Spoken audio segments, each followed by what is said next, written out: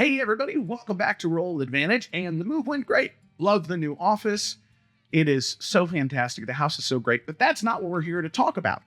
Today, we are going to be talking about something that I mentioned in a previous video. And you know what? Let's be reminded of that real quick. Joe, take it away. More of those examples, I could prepare like a document or a roll table or things like that.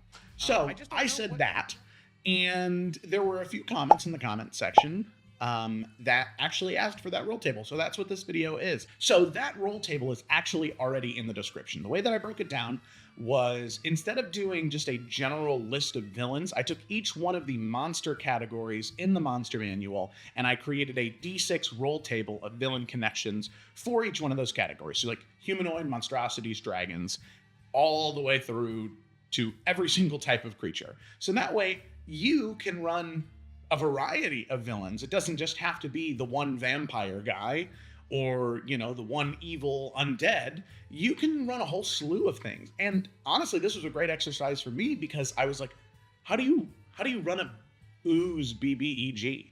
Like, what are connections an ooze could have to the party? And there are some that I really like. So feel free to check that out now. But what this video is going to be it's going to be me going through each one of those categories, talking about my favorite one, elaborating a little bit on it, and giving you a little bit of context and hopefully sparking some ideas in you. So without further delay, let's go ahead and dive into number one. Humanoids. Probably my favorite one on the humanoid roll table is the shared mentor, which says both the BBEG and the party member were once students of the same mentor. The BBEG turned against the mentor's teachings and now seeks to eliminate the party as rivals. I really like this one in particular because I think it sets up a really interesting conversation between player who's connected to this villain and the villain themselves, the conversations that could happen in roleplay moments between them, where I think that this is a BBEG that doesn't exactly identify themselves right off the bat. And these can go for villains or BBEGs, just like your B, C tier villains or like the big bad evil guy. But I really like this one because of the roleplay potential connected to it. I mean, you could give the player tenets of the order or of the mentor that they studied under, and then have the NPC, have the BBEG have a really like twisted view of those tenets that contrast very heavily with the player character. Next up in order of the table, we have Monstrosities. Number 3. Unleashed Experiment. The BBEG is a monstrosity created by the party members' ancestors' forbidden experiments. They now seek vengeance on that bloodline. I think this is really cool because you could have this BBEG, or maybe the minions of the BBEG, they start coming after the party. They start attacking them. And the party's like, why are these monstrosities? Why are these like chimeras or these chimera spawn? Why are they attacking us? What is going on right now? And then over the course of the campaign, they start finding these like alchemical laboratories scattered throughout the area they're exploring. And piece by piece, they're like, wow, this person who's doing these experiments on the BBEG is awful. They are a truly like monstrous person. And then they finally see the name of the scientist or the alchemist that had been doing these experiments. And it's the great-great-grandpa of the one elvish wizard, and he's still alive. In fact, he gave them so much of their supplies to go on the adventure. He just cared so much. He wanted to make sure they succeeded. But now it's this like 250, 300-year-old elf alchemist, awful person who did this and who's like causing this pain. But it's this elven alchemist now that is the source of this problem. So they have to have a confrontation with the great-grandpa, but also they probably still have to kill the monstrosity unless they can find a way to reverse it. I really love that because this is not only a twist inside of a roll table item, but it's also a choice at the end of the quest, so to speak. And I really love that. Next up, we have dragons. One of my favorite ones. This is a little bit more involved, but number 6, former treasure. A party member was once taken by the dragon and kept as a part of their collection for unknown reasons, giving them a mystery to solve and a traumatic fear to overcome. One of the reasons why I like this one so much is because it's just so strange, you know? It's just weird. And you as the DM need to think, okay, well, why did this dragon take them? And was this dragon the BBEG, or was it a servant, or what's the relationship there? Because obviously it's connected to the villain, but why did the dragon take them?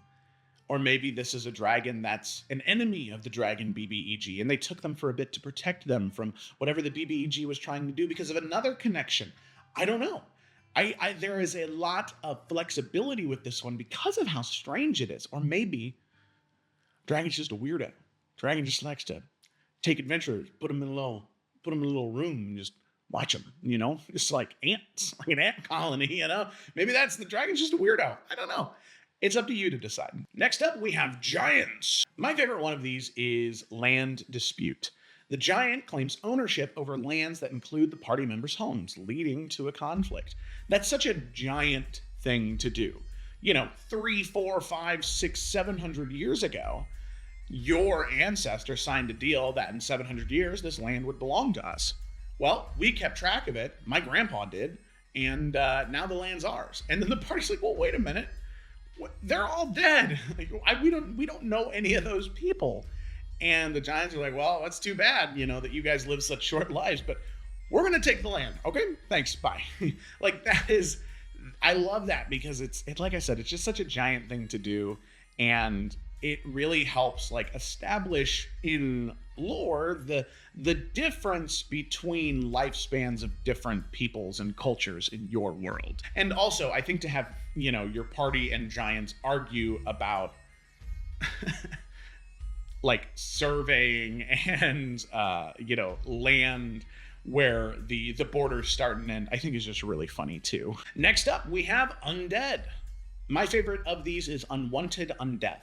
A loved one of the party has been cursed by undeath and is seeking the BBEG to break their curse. Now, this could be somebody like their uncle who, no matter what happens, they seem to just survive. They fell off the roof, they landed on their head, but even though their skull split open, they still lived, and people just thought that, Uncle Tommy had good luck.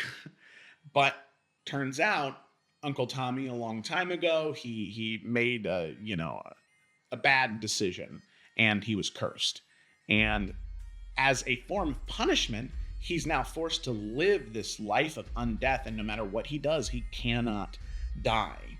And initially, you might think that sounds like a good thing. But after a while, not being able to taste food, not being able to, feel touch and warmth, it starts to wear on a person. A great example to pull inspiration from is from the original Pirates of the Caribbean film, The Curse of the Black Pearl, right? That's such a big thing for them, is even though they're undead and there are these, just absolutely terrifying pirates, they still want life, even though it's so much better to be undead for their purposes, but they want to feel alive. And so your Uncle Tommy, Uncle Tommy needs some help. Are you going to give it to him? I don't know. It's up to you. All right, and then we move on to Aberrations. Aberrations, one of my favorite monster types in the game. My favorite one is Corrupted Visions. A party member receives visions corrupted by the BBEG, leading them on a dangerous path that intersects with the villain's plans. Now, I really like this one because this is sort of a two-pronged approach, where prong number one is you can use it as a way to nudge players along in the right direction, because they don't need to know these visions come from the BBEG, right? They don't need to know that. They could think that these are visions given to them by their god if they're a cleric or a paladin. But in all reality, they're visions coming from the BBEG to try and direct them the way they want to go.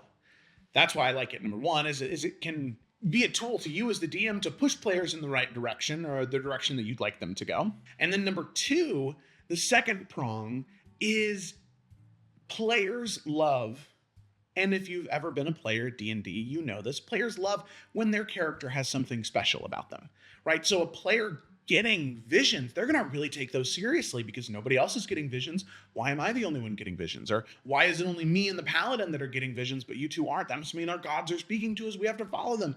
And then it can become this dialogue, this conflict between the party where it's like, well, our gods are directing us to go this way, and you guys are disagreeing just because it doesn't feel right. but the will of the gods and blah blah blah blah blah blah. Like that's good. It's good stuff. That's so good. I love it. I love it. It's good. Yeah. Next up, we have Fiends. My favorite one for Fiends is Fallen Angel. The BBEG was cast out of the upper planes by a party member's chosen god of worship, and now they seek vengeance on all of that god's followers. One of my favorite ways to represent devils or demons in D&D when they come up is as someone who fell from grace. I think that is so interesting because you have someone who has the perspective of being a good person, a good angel, celestial being, whatever, and they've been cast down. And now, well, things aren't looking good. And their entire worldview and morality has twisted. And they might want revenge now, but I really like that because they could be redeemed. They could ascend back the mountains of Celestia eventually, but...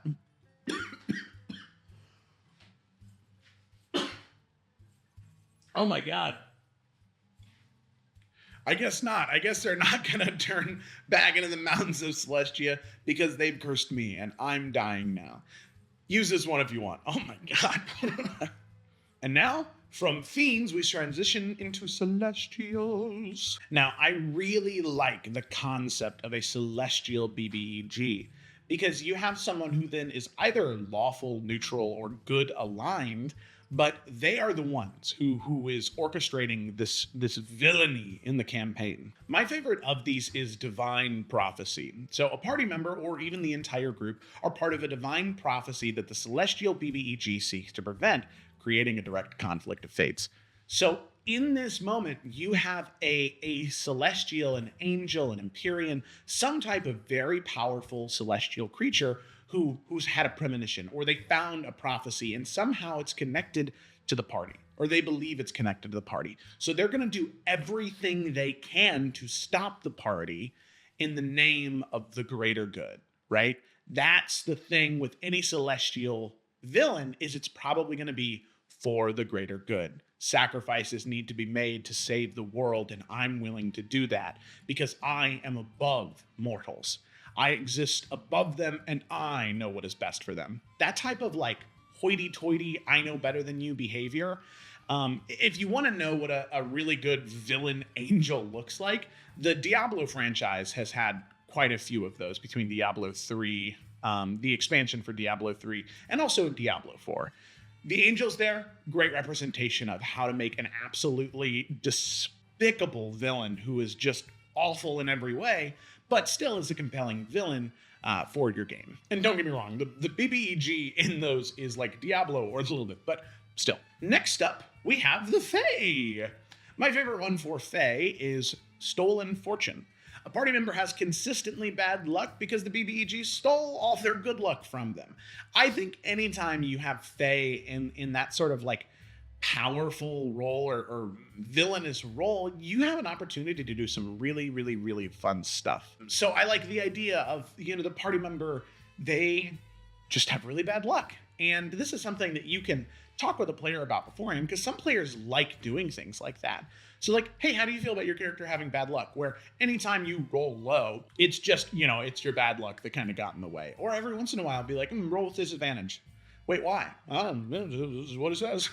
You gotta roll with disadvantage. This creates a presence in the campaign where the players feel like the things that are hard mechanics that shouldn't be tampered with can be, because they exist outside of that. They can tinker and twist and kind of do little things that maybe other villains wouldn't be able to do. And also they're kind of goofy, they're kind of silly, they're kind of funny, and they think that's a lot of fun. Woo. All right, next up we have Elementals. So my favorite one for Elementals is number 2, Bound Ancestry. A party member's ancestor once bound the Elemental BBEG, and now it seeks revenge on the descendants for the past imprisonment. So this can manifest in a couple of different ways. There could be a cult of a very powerful elemental that has broken them free, and now they're seeking the blood of the individuals that sealed them away, or of the ancestors, or it could be when the, great grandparent or whoever sealed away that great elemental evil, they were kind of inflicted with it, where a source of that primordial energy was invested in them, and then down the line of their descendancy, they started to have like genasi children, where they were elemental inflicted. And then down their lineage, they started to have genasi children, where they were individuals that were influenced by this elemental energy. And so because that elemental energy had been passed down, the BBEG is coming after that. They want that energy. They don't care about the person or the revenge, but they need that fragment of their energy that was stolen by the party member's family member a long time ago. Next up, we have constructs. I think my favorite one for constructs is Automaton Uprising. The construct BBEG leads a revolt of constructs against their creators, targeting a party member's town or workshop.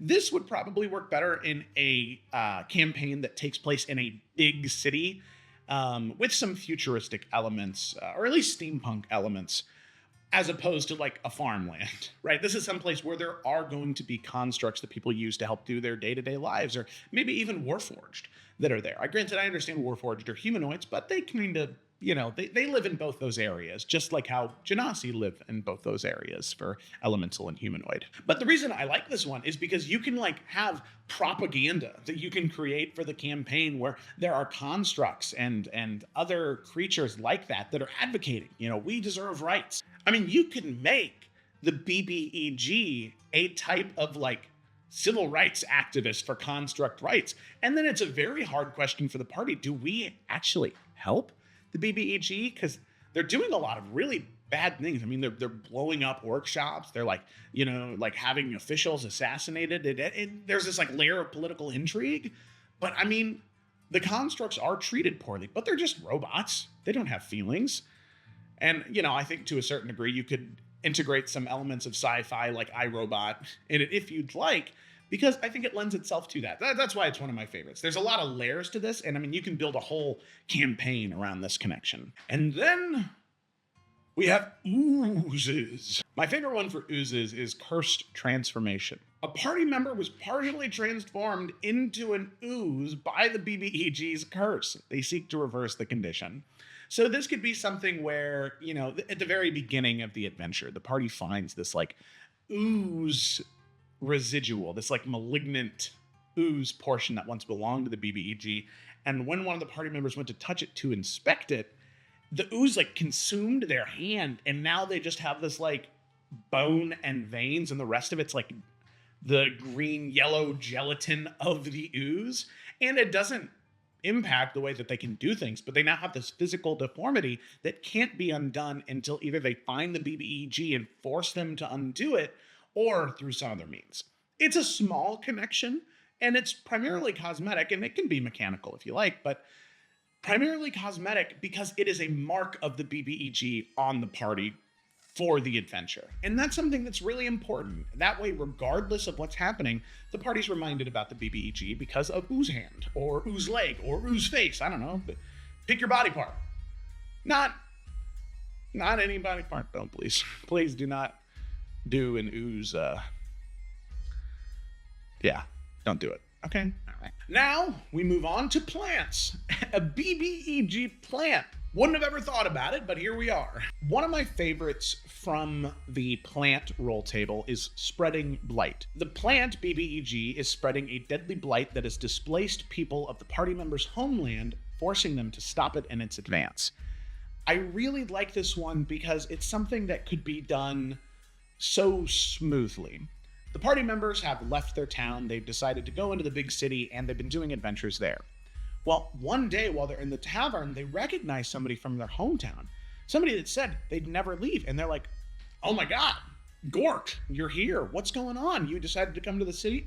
And they were like, it's not looking good, party member number one. The village was taken over by some type of thick, malicious vine. It moved, it took people and it destroyed houses. I'm so sad. And so then the party's like, wait, we've been fighting a lot of like vine monsters this entire time. we need to go investigate that. And then they have to go back to the hometown and investigate that and try and burn it away or try and repel the blight, but they might not be able to. It might be something they have to come back when they're stronger, or they have to go and find the heart of this plant BBEG and try and figure out what exactly is going on and how to stop them. I really like that one because you can have it come up when you want that best suits your campaign, to have them go back to the starting area, to have them go back to their home and see how things have changed. And finally, we arrive at beasts.